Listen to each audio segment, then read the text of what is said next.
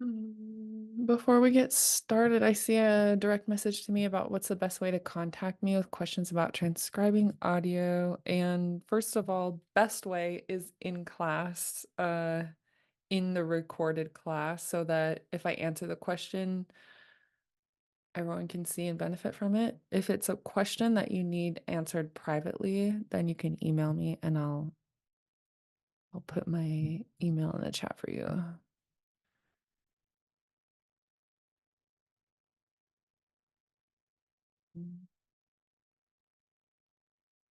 There you go. Welcome in, you guys. Goodness, Tish. Yeah, How did your fight go? it went good. I didn't win, but our score, the judges all scored us like 10-9, which meant she won by disrupting me a lot. Yeah, she landed some really good straight punches. 10-8 would have meant that I got dominated, and I was like, at least I didn't get dominated. So I stayed on my feet. Yeah, advanced the whole time. And for me, the biggest victories were that I made weight. It was a big weight cut, and it was my first time cutting weight for a fight. Ooh. And then I overcame my nerves just to get in the ring and fight in front of everybody. I was like, I have never done something like this. But the bell goes off, ding, ding, and then you're in. Like you're not backing out at that point. So my fight went good. Thank you for asking. Congratulations. Thank you. Oh, good see. Buenas noches. Um, How I many just people put, saw it? what's that? How many people saw the fight? Lots. There were tons of people in the crowd. And so the reason I wanted that fight, I was like willing to cut weight for that fight, is that it was in a very native space in Hawaii. And it was very professional and well officiated, very safety oriented. Like even to participate, you have your physical lined up, your blood work done, make sure you don't have any bloodborne pathogens that could harm anybody. And then we were like padded head to toe, headgear, chest protector. For a novice class fight, which is what mine was, they restricted the use of elbows. So any kind of strike that could cut you or anything like that was prohibited. And for me, it was a lot just to get in the ring and fight. So having those extra safety precautions helped me a lot. Some Yeah. wow. I know Yeah. Hawaii's have their own like martial arts form. I can't remember what it's called. Did you see any of that? Any of what? Hawaiians have their own martial arts form. Oh, Yeah, we had like some visitors from Hawaii here a month or two ago, and they did a oh, presentation on that. Mm. Yeah, I don't know if you saw any of that. Come you. up in the ring. Uh-huh. Did you fight anyone that was native? Yeah, my opponent was Native Hawaiian from Big Mm, Island. cool. Yeah, we were respectful to each other. We bowed before the fight and after the fight, and her coaches gave me a big hug and were like, "Good job" and everything. Yeah, it was very respect oriented. But I would love to learn more about their traditional martial arts. The person who ran it, hosted it, Crew Rich from Mango Tree Fitness, his goal is to create a Muay Thai destination in Hawaii so that more people will travel just to learn Muay Thai. And yeah, for me personally, learning how to fight has been such a big part of my healing journey and a game changer in my confidence and my health. And yeah, I'm in love with it. Wow, that's awesome. Yeah, thank you. I'd go to Hawaii to learn Muay Thai. Heck yeah, you should. There's so many good gyms there. Yeah, if you ever go to any of the islands, let me know which one and I'll recommend gyms to you. Goodness, Tish. Yeah. So yeah, Progress. So yeah, um, um, good to good to see you guys again. I'm gonna fix my audio setting and then I'll share my screen. Where's Shakshani Keek? She is no longer able to help us teach the class. She had something come up and she has to make it a priority. So it's just me with you guys for the rest of this term. And when I called her to talk about it, she said to say she's doing good, she's proud of you guys, and she loves you guys. She wants you to keep learning. Oh, good. Yeah, and hopefully she and I can teach together again. Um, the next time this class is offered. It's Mm. been, I think overall, it's been really successful with her and I teaching together.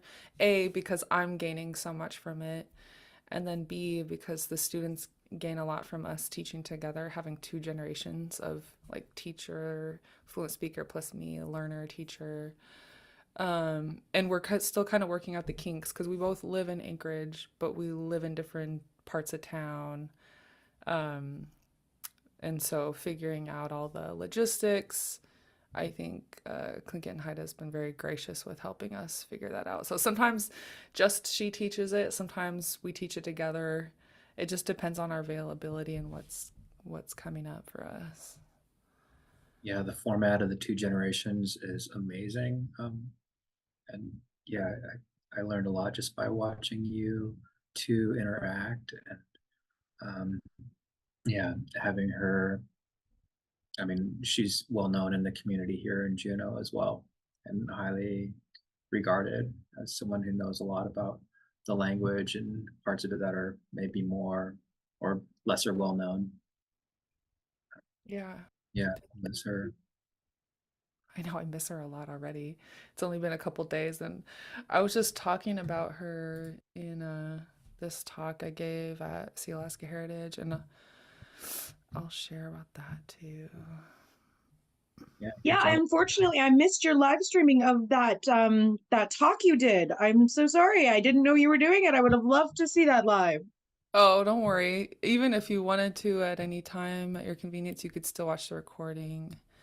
I'll put it in the chat for you guys. Goodness, jeez. You're welcome. I think Uh, it might even be Sheesh, on the I recording. also missed it too, and I would love to check it out. Who would have thought saying you're on there? Yeah, I What? I'm on Do what? you, Yannicka? And Can you're you on say the that again? video. I put You're, you you're guys. on YouTube.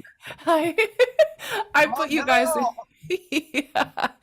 Don't worry, you guys all looked great. I put you in my talk because there's this moment in one of our classes that I was like, the people who come to the talk need to see this because of our classroom dynamic and how much fun we have. But yeah, there's a snippet when we're talking about the word tlek and Shakhsani Keek mentions that, oh, make sure you round that underlying K, otherwise it sounds like someone's bringing you fingernails.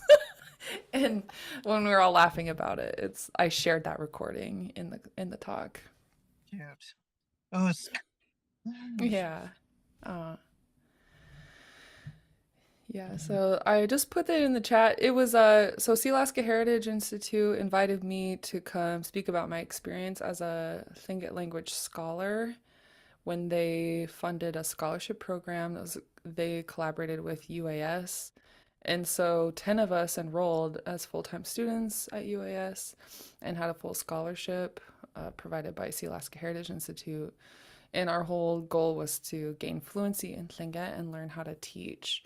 And since I was one of the cohort who graduated from the program, they asked me to share about it for the current and future scholars, and then also share anything I've learned about teaching and my teaching career so far.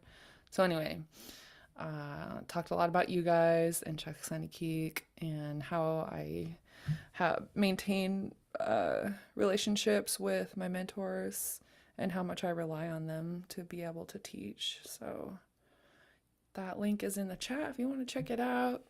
Please feel free. And it was a fun trip to Juneau, so that's good. Any, Curious, how close would you say you are to fluency? I know. Is fluency a milestone? Is it like a flag on the side of the road that one day you get to it? Yeah, there's like a whole spectrum of that, isn't there? Yeah. Yeah. The way I just think of it is like I'm opening something up, and every day, just the world of Lingit, Tundatani, and Yucatangi get a little bit more and more visible and accessible to me. But I don't think there's like a point in my mind. I mean, if there were like there are grading systems for fluency that UNESCO uses, things like that. I know that I passed advanced Lingit language, um, but fluency, I don't know, I just keep working on it every day. Yeah, would you say you'd be able to have like a reasonable conversation with like a one of our elders like Shakshan Keek? Usually I can, and I know some tools for filling in the gaps to keep the volley going. So you're just reminding me of a good point about fluency and immersion and conversation. The way I think about it is when you're having a conversation in Tlingit or if you're in an immersive environment, I try to think of it as like a game of volleyball where the point is to keep the ball going. You want to keep the volley going back and forth, back and forth, back and forth. And sometimes there's points where you sort of drop the ball. Like, for example, one time I ran into one of my elder mentors, Kinka Danique Paul Marks at Fred's in Mm. Juneau. And anytime I see him, I always say, "Yikeach Satini." And he always says, "Gunas Chish." And then he'll ask me a question. And I think one of the days we ran into each other at Fred's, and he asked how I was, wasayiti, achtuyik e, gonalchish, wa e koa, khatu achtuyik e, guksaye ye jane yidat, si Alaska Heritage is away, ye jane, wa e koa, dia ya, yik e. And then so we were going back and forth. Where are you working? How are you? Where are you working these days? And then he asked me, "Guksayeti nehle." And I took me a second to register. So here's what you do. If someone asks you a question, that this works for me. If they ask you a question and you're like, oh shoot, for some reason, either I saw a squirrel or I got distracted or I forgot the word that he just asked me, then you can repeat it back to them. And my 2-year-old nephew does this, and it just totally reminded me of that skill that toddlers use, where even if they didn't understand what you said, they'll repeat after you because they're still learning by internalizing the sentence and making the sounds in their mouth. And then if you repeat what they say, it's also an indicator to them that you didn't quite catch it. But instead of chucking the ball, instead of switching to English and being like, this game is over, if you repeat back and if you repeat back to them what they said, then it kind of clues them in that you need help, but it's still easier for your elder to stay in the language with you. So they can kind of pick up on, like in that moment he picked up on that. So he said, "Guksayayati inili." And I said, "Inili." And by then, just saying it, I was like, "Oh, my house." But by then he was already like, okay, she needs help. I'm gonna pick it up. And he's he said like he said it in another way, and I think he used your house in English. And then I was able to answer in Tlingit. Douglas that I'm living on Douglas. Uh Anyway, your question was really good, and it reminded me of those, like when it comes to fluency and keeping the conversation rolling in Tlingit.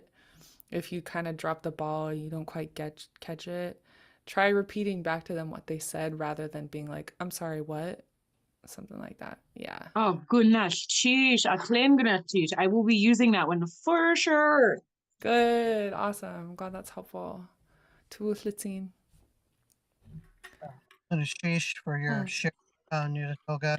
I mm, just want to share quickly, Achtundatani, my way of thinking uh, about just what we were on this topic, but a couple of things to keep in mind for me is that like what's important for me is that I have people every day that I can communicate in Tlingit Yucatangi with, Mm. and that like there's a big thing that I had to get over, which is like a level of self-consciousness about speaking Tlingit in public or around other people that don't understand it, and worried that they're just gonna think that I'm speaking some gibberish or something, and like getting to a point where like I replace English words or terms with Tlingit phrases or terms or our way of thinking, and that not really being concerned or worried that an English speaking person around me is going to look at me weird or like be like, what are you talking about?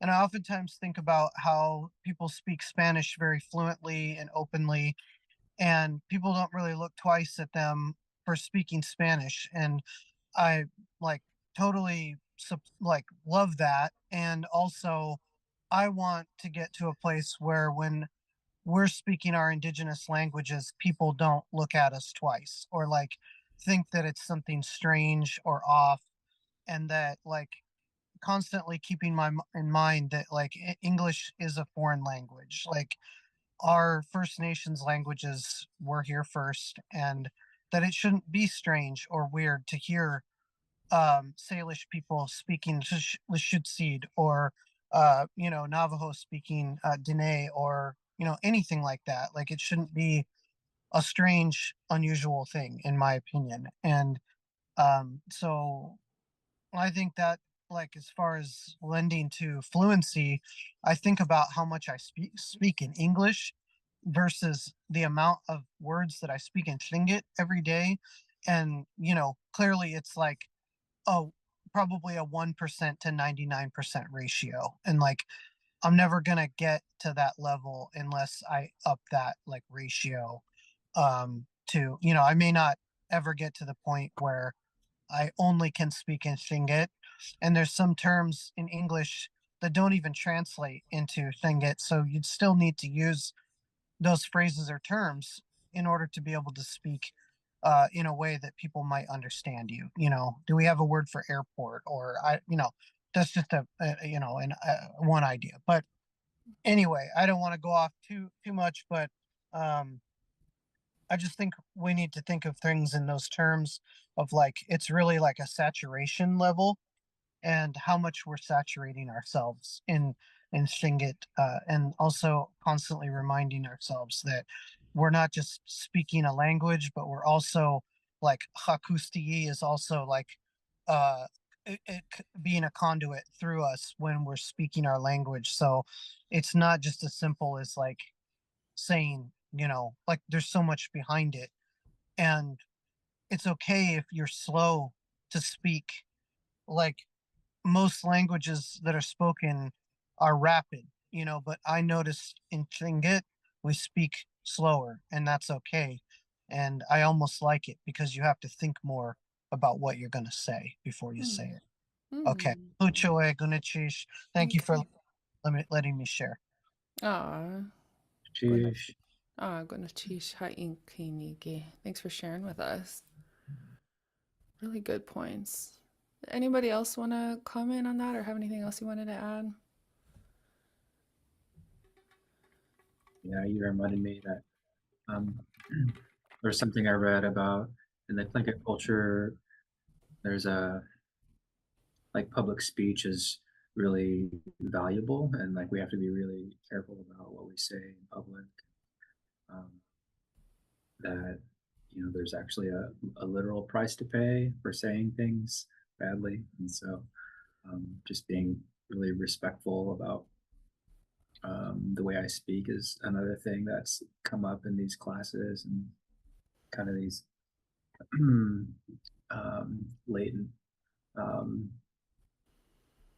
functions of the language that kind of tell us how to behave. Mm. Okay, gonna teach. Thank you Yeah. for saying English is a foreign language too.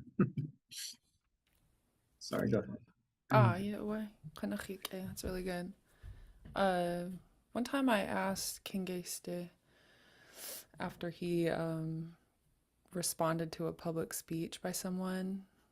like why he said what he said. So what happened with the larger context is when I was living in Juneau as a language student, um, a state official visited and they gave us some tough love and they addressed us all. And they weren't in the language conference, but they were coming from the state government to talk to us about like the state's relationship with native language revitalization. And looking back now, I see that they were giving us tough love. Like we were the warriors and they were like telling us to war up and get ready and work hard and to not expect the state to fix it for us. And so in my mind, I was thinking like I had my thoughts and opinions about it. And maybe in the moment I disagreed with the person who was speaking. But what happened was the state officials, finished their speech and came down. And then Kinge State went up and thanked him for his words. And he was so respectful. And I remember wondering, I was like, whoa, he's being so nice to that person who basically told us, not great news. It wasn't the news I wanted to hear. And I approached him later and asked him about it. How come you thanked him for his words if he didn't give us good news? And he was like, when someone speaks, you honor them for coming and talking to you. It's not about whether or not you agree with what they said. You're showing them as a human being that you respect them and love them and you want to keep working together because you're thinking about the relationship. That's the bigger picture. And so when someone comes and speaks with you, you thank them for speaking, and then especially publicly. And if you have a more closer heart to heart in person, then that's something you do. But you don't, you speak with respect. So that, yeah, when you said public speaking and how important it is, I try to remember like, him telling me that and just try to remember to speak with respect. If there's something I don't like, there's always an inverse of, well, I do really like this, or I would really like this, and just try to stay focused on that goal. And then the other person that comes to mind is Michael Jackson from Cake, Uncle Mike.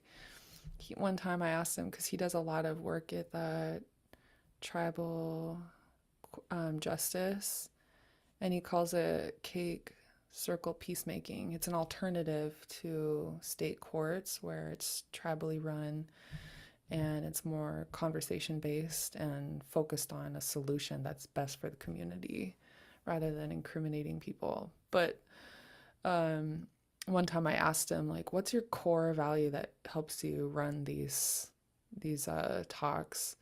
And he was like, just always remember to speak from the heart and speak with respect. So I that helps me too, because when I'm teaching, I'm public speaking a lot. I might have opinions about one thing or another, but I just knowing like, okay, if I'm speaking from the heart, even person to person, if I disagree with somebody, that somehow helps me maintain respectful language.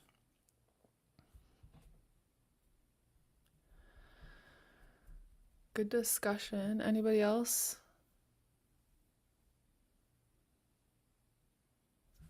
Awesome. Let's do some language. Okay.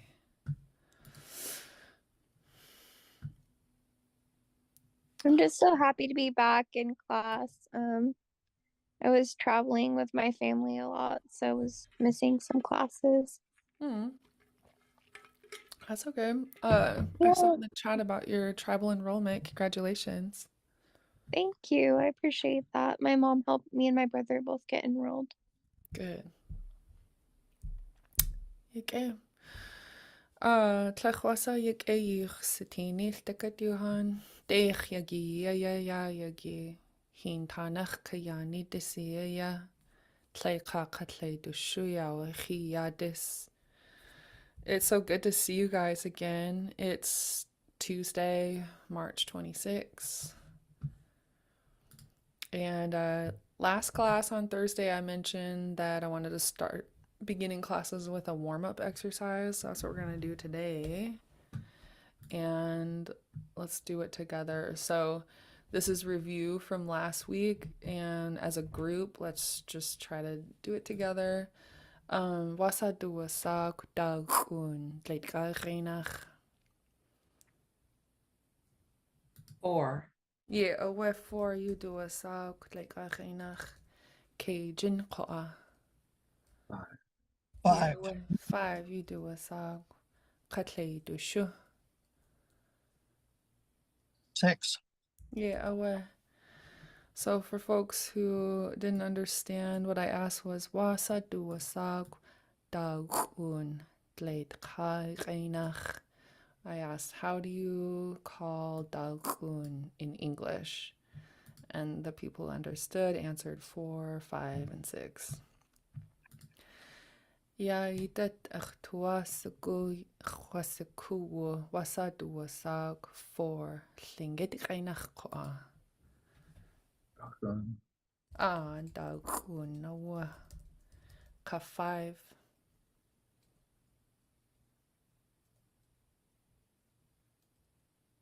Agent away. Ke jin awe konachyak egonalchish 6 koa. Say the shoe. Yeah, awe tle dushu. Okay.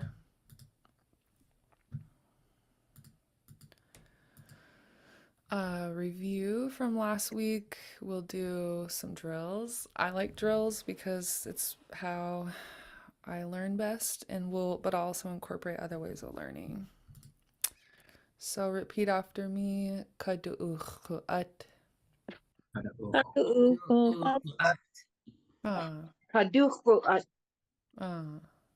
And this period lets us know to stop the air. It's called a glottal stop.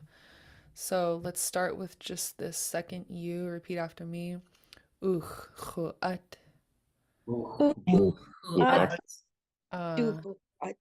Yeah, and then starting with the D. Du'uchu'at. And the whole word. Kadu'uchu'at.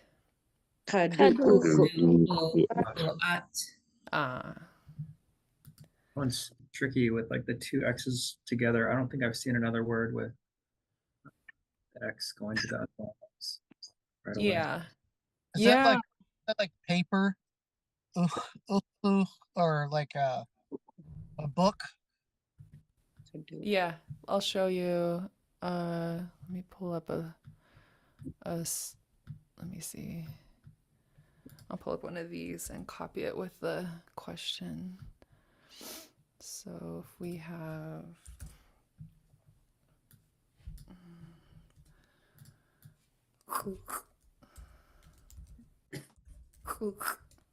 could be paper, book, envelope. And if you want to look at this word in the dictionary, we can.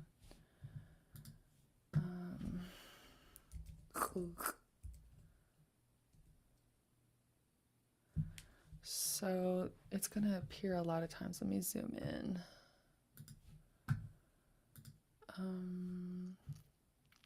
This is a different word from what we're seeing in the word for balloon, but it sounds similar.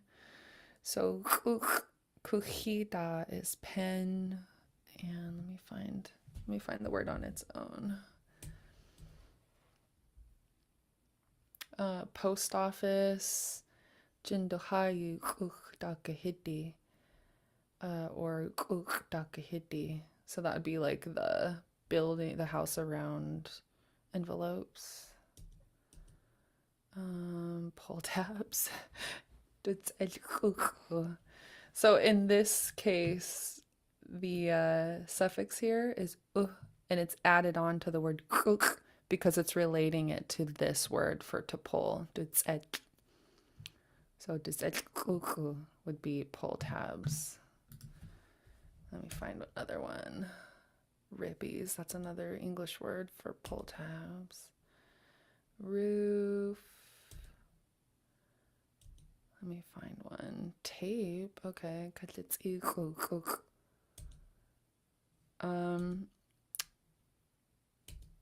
We're going on kind of a tangent here, but I just want to show different examples of all the different meanings for in Lingit, all the different English meanings you could pull from it. Cards, playing cards.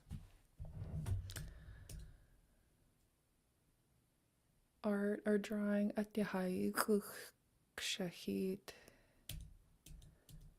While you're there, could you please look up the Kadu Ukhuat? Oh yeah. Curious of the root. Oh yeah. Okay. So zoom in. Balloon, round thing a person inflates is the literal translation. And then if we look at the gloss, which looks a little bit like a mathematical equation, you got your square root sign, which always denotes the root of the word. So would be, if you look in the English equivalent, right here, blow. So round thing a person inflates comes from this root word which is to blow. And then this X, you can find it if you follow along, if you follow your eyes in order and follow this arrow that points to the English equivalent, it'll line up. So on here, you have ka, and that's a prefix that is often seen with round objects or a flat horizontal object, but in this case it's round. Du would be someone, okay? So it's not specifying I blew it up, I inflate it, you inflate it, they inflate it. It's just someone, it gets inflated. So that's where this du comes from for people who are curious. And then the verb root is here. And then this extra second X, since you all asked about it, is showing us that there's a repetitive nature to inflating it. So it's like the thing that gets blown up, not just one time, but all the time. So that's why you have your second X, and then the suffix at the end, yeah, relates it to the thing. Ut is the thing. So at, the thing that gets inflated. Yeah, and we're looking because we're like in that chapter 8 of our workbook here, and it has, this is on conjugating verbs, and the at, like they are eating. The at indicates that it's a thing, and so when we have at, it almost looks like it's a verb, and so it's like someone's blowing something up. It's a thing that's being blown up. Yeah, that's what the ut is. It tells you the thing. If it was like so like the ut is like a placeholder for a thing, like a, not really placeholder. I don't even really know the linguistic term for that, but if it was, we were blowing up like maybe a soap bubble or something like that, or something made of water, maybe it would be kadaucho hin. Water. You might use soap. Which is still starts with a U. Oost. Soap. Let's find it. Oh yeah, usa. Kadaucho. Usa. Usa. Yeah. This looks like something we might say. When I worked in the language nest, like we would have to come up with things like this sometimes if we had bubbles and the kids wanted to play with them. That might be something where we creatively put it together. And then before you use that term to teach, just make sure you talk to an elder you're working with to be like, does this make sense if I say this? Yeah. Are you making stuff up again? Well, we are. Yeah, we're making stuff up. Toddlers have the luxury of fluent adults to be like, oh, that's, that's a phone, not a talk thing. They'll have like I rely on elders to always review what I come up with. Good question, though. I like that your brain is thinking about that. All right, fun little bird walk, guys. Back to our drills. Repeat after me, please. Take. Big. Like, Good. Deeg. dig, Nutsk. nuts, Dalkoon. da, coon, Eowa. Cajun. Cajun, Clay dushu. play, Look at this image of the hands. We have one with all the fingers down. And on the second hand, how many fingers are down? one, One. And wasa duwasa one. Lingit Class. Big. Clay duwasa Lingit Class. And so we have one finger down on this hand, which is clay, and this beginning of this word is clay dushu. So we have repeat after me, clay dushu. Big. Dusha. play, dushu, What's the dusha part? I don't know, but let's keep doing this and then I'll try to ask later. So now when you see these, just repeat or just go ahead and say them. Ready, gook. Big. play, Uh, Big. play, okay. Nask. Nask. nusk, Dakun. Un. dahoon, Repeat after me. Dalkun. da, Un.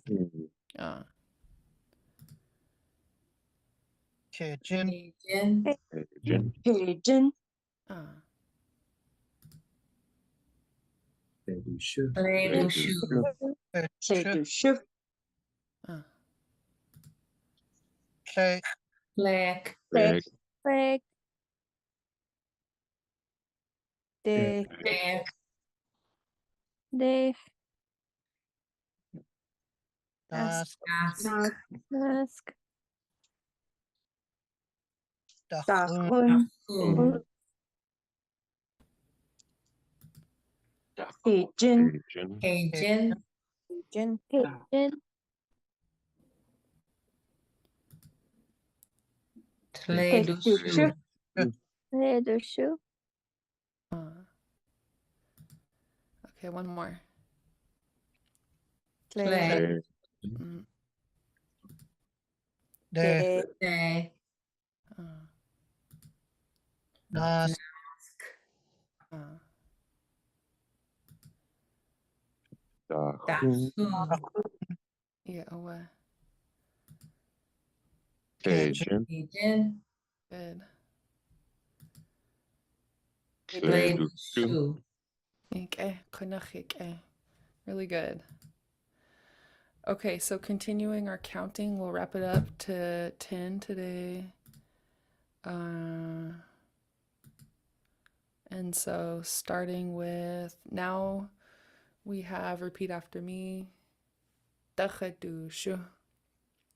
dachadushu, Yeah. So how many fingers are down on this other hand? 2. Yeah. Deeg. Deeg. And we have at the beginning of this word dachadushu. So one more time, repeat after me. Dachadushu. dachadushu, Okay. Neskadushu. Nask. naskushu,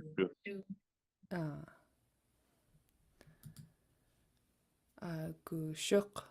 Gushuk. And Jinkat. Or, sorry, Jinkat. Jinka. So again, repeat after me. Dachadushu. dachadushu, Shoe. Neskadushu. Nas Skadushu. Ushuk. Gushuk. Gushuk. Jinkat. Jinkat. Dachadushu. Skadushu. Netskadushu. Skadushu. Gushuk. Shuk. Gushuk. Jinkat. Jinkat. So from the top, Kleik. Leg. Leg. Dech. Leg. Netsk. Nas. Nas. Dagun. Da. Dagun. Kajin. Jin. Clay dushu. Dushu. Dachadushu. Dushu. Netskadushu. Dushu. Gushuk. Gushuk. Jinkat. Jinkat. Okay. So now that we repeated them and practiced them, let's exercise our brains in a different way. Wasa, any questions? Okay. Wasa dua sa kutachadu shoot late kainach. 7. 7. Yeah, OS 7. You do a sa kanetskadu shu. 8. 8. Owa gushuk. 9. 9. Kajin kad. 10. 10. Yeah, owa 10. Owa. Lingit kainach ko awasa dua sa 7. Dachadushu. Dachadu shu owa 8 ko Eskadushu. Naskadushu. Neskadu shu owa. Oop. Neskadu shu 9 ko Gushuk. Gushuk. Gushuk owa katen. Jinkat. Jinkat. Yikajin kat owa. Anybody want to try counting 1 through 10? With you. No, I can try. What's it saying? Dech nach. Oh, sorry. Okay. Dech nask dakun. Kajin. Girushu. Dakadushu. Neskadushu. Gushuk. Kajin. Close. What's 10? Jinkat. Yay. Owa. Jinkat owa. Yeah. Hatakutse. Yeah. Good work. It's harder altogether in front of you Yeah. guys. Yeah. You did good. Anyone else want to try? I'll give it a shot. Okay. Llech, dech, nask, dachun, kijin, llech dushu, dachadushu, naskadushu, gushuk, jinkat. Yike. Kunachike. Kunachish. How about one more?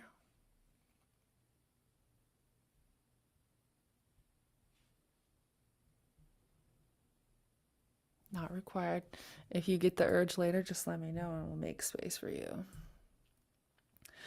Okay, before we wrap up, there's something from the video that I wanted to break down a little further, and that's asking a question, where is it? So in the video we watched last week, balloons 1 through 9, they say this phrase, ja, du kleik, and then Jimmy says kleik, And then she says, Khaya dudich. And he says, Deich. And so this phrase, Ya dudich, is the answer to the question, where is it? So what does this mean? Do you guys remember what this means in English? Ya dudich. The one is here. Yeah, here is Here one. is one. Yeah, away here is one. So what would that be the answer to if there's a question being asked? Gusut Clech, where is one? Yeah, away. Where is one? So let's repeat this after me. Gusutleik. Gusut Suit. Clech. Like, Ah, Usuke. ah. And the answer would be repeat after me. Ya dutleik. Yeah, Ya do du yeah, Clech. like, Yeah. So that was a little preview into what we're going to be looking at today for the rest of class.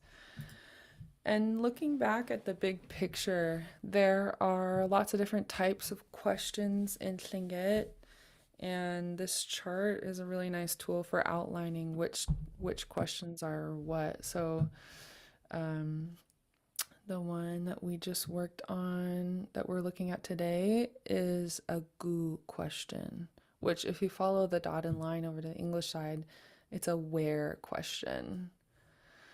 Gu, the question particle gu can be followed but with different endings depending on if you're asking to where, toward where, or from where. But these are all variants of a where question. Um, the one we looked at said gusu lake, and we'll look at that in the beginning Tlingit workbook, but you're asking where is one, and the answer that we gave was here is one. So this is the one we're focusing on today is gu for where. So let's look at the book. Before we look at the book, the other thing I wanted to point out, an illustration that's in the book, is Tlingit sense of space.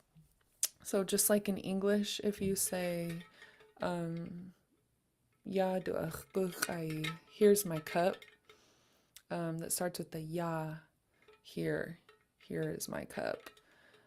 If it was across the table, I would say, we du'ach, there is my cup. Or if I had one, ya du'tleik. Or if it was way over there, if I saw one standing away from me, I might say, we du'tleik. Or if it was like out the window across the parking lot, I would say, you du'tleik. So the Tlingit sense of space, this is like how I illustrate that. So the person standing here is the yuqay tangi'a, the one speaking. So go ahead and repeat this after me. Yuqay tangi'a. you You ayat Kayatangi. Okay. And in this illustration, the yuqay tangi'a is in the center, and anything that's related to them is indicated by these spatial circles. The way I think about it, well, actually, let's look at it in the book because René describes it. So we're going to go to page 26 to 29.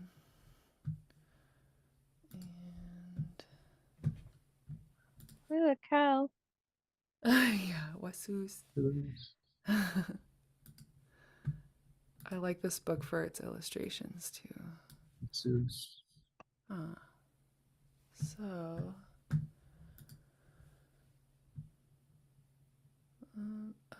shoot. There's a Hang on. picture of a cow with a maple leaf on it, and I never really understood it until I heard about the different dialects. Yeah. Yeah, he used to have one. He might have it somewhere else where he changed this blotch into the crest, the Canadian flag crest, and he said masseuse. It's like, what is Yeah. it? Okay. I'm gonna read this out loud. As you build vocabulary in Tlingit, The names we start with in this chapter contain sounds that are also in the English language. In the following chapters, we'll look at some of the sneakier sounds, which will require some more practice and explanation. You guys have already been using those sounds. The sounds in the language are made up of 16 vowels, which are actually 4 sets of vowels that each have 4 variations. They can involve vowel length, which are short and long, and vowel tone, which are called low and high.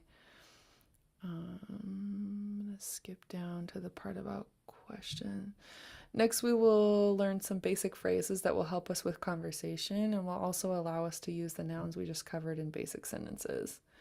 While we will be moving on with material, you must discipline yourself to drill the words above using the pictures until you have a good idea of the sounds and the meaning of the words. In doing so, challenge yourself to think of the object itself and not the English word for it. So I'll incorporate more of the vocabulary in our lessons. Okay, this is the part I wanted to read. The following pages take a look at particles that combine to form basic questions and answers. It's important to keep in mind that even though particles have meaning, they do not appear on their own. Instead, they combine with other parts of speech to create communication. Whenever we break language into smaller pieces, we have to remember that it is done to help us build up the ability to communicate in the language by learning how to use the parts. So I'll show you an example of what Renee is talking about. Particles, the way I usually describe them is sounds. So if you hear this sa, that's your first indicator that you're being asked a question. And the description on the right in English means name it. You're telling someone name it. So if I say wa sa iati, I'm saying tell me how you are. But you can think of it as a question. Someone's asking you how you are. If you're at the level where you're breaking down parts of speech and thinking about them to internalize the tundatani, the thought process, that's where this area becomes helpful. It says this is the imperative form of the verb sa, which is for a subject to name an object or a subject to nominate an object. It combines with question particles to form questions and phrases. Again, I'll show you examples of this. So, is a focus particle used to draw attention to a particular word or concept. It can add emphasis. An example of this would be if I said gusutleik, and you wanted to say instead of ya du tleik, you'd say ya du So it's like, here it is. Here's the thing you just asked me about. You could say instead of tleik.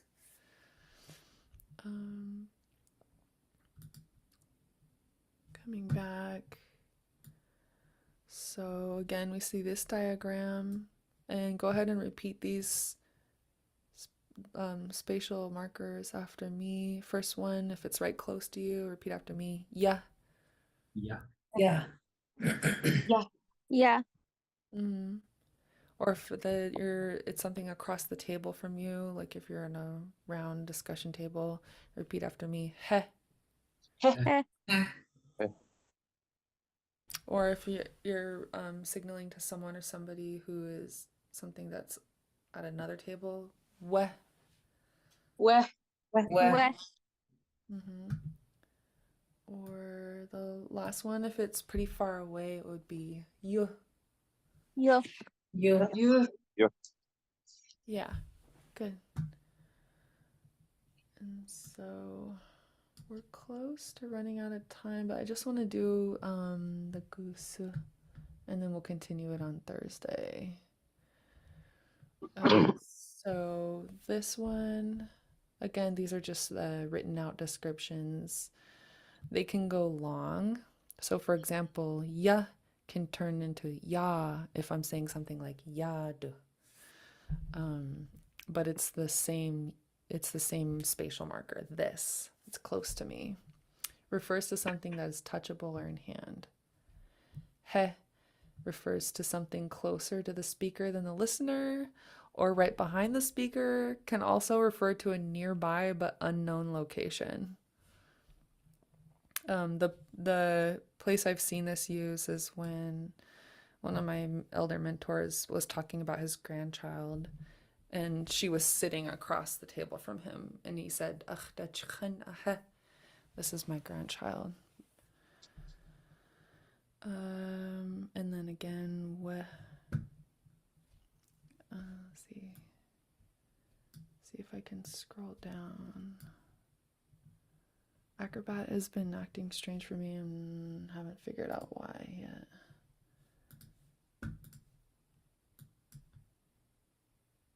Okay, let's see what happens when I do this. Oh yeah, weh would be that over there. Refers to something out of reach, but usually within the same basic space. Weh. Weh, do. And then yuh, that over yonder, refers to something far away, including distant areas that cannot be seen. These, by the way, can also refer to time, not just space. Ooh, that is good to know. Thank you. Yeah. Okay. And as promised, so we'll do these other question answer drills, but I just want to highlight the ones we're working on that we saw in our video. Where is, so repeat after me. Gusu. Gusu. Susu. Yeah. And if I was in a situation with a bunch of balloons, they're all numbered, and it's understood that the number one balloon we're just calling Kleik. I could say, where is one? Repeat after me. Gusu Kleik. Susu. Gusu. And then the answer, here, right here is one. Repeat after me. Ja, du Kleik. Ja, du Kleik. Yeah, any questions on those? Just keep imagining puppets. Oh yeah, stay tuned. Thursday we're gonna drill these and revisit the video. That video was harder than I thought it was going to be. Okay, good. Just keep- I want it to be hard. It's my job to challenge you guys, so I want it to be like, I don't know what movies you guys grew up on. For me, it was Jurassic Park, where you knew every line of the movie and you like say it along. That's my goal for the end of class. It's on Yeah. YouTube, right? Yeah, let me put it. It is. Yeah, it's on YouTube. If you all want to study it, I'll just give you the link and you can study it if you like ahead of time. I'll even here, you know what I'll do is give you the link to these slides, and you can even have access to our transcription so far. Share. Unlock.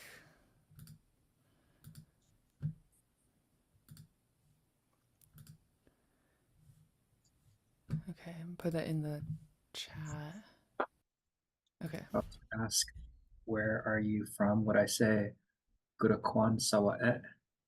Gudakwan sawa. So let me put that in our little question table that we had up here. And that's Kwan is related to your ancestral homelands. So good Kwan sa. What? So I had one more question before we leave. My mom, she's trying to name me Katgisha, and I don't know what it means. Oh, cool. So I'm wondering if you could help me find out what it means. Yeah, can you please repeat it? See you Thursday. Yeah, Katgisha. Okay.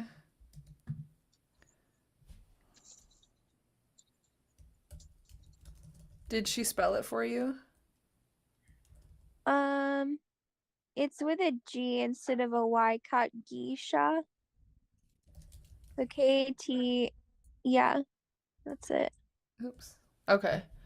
We're out of time today, and I don't know off the top of my head, but we could do it for at the end of class on Thursday. Perfect. I had such a great class. Thank you. Good.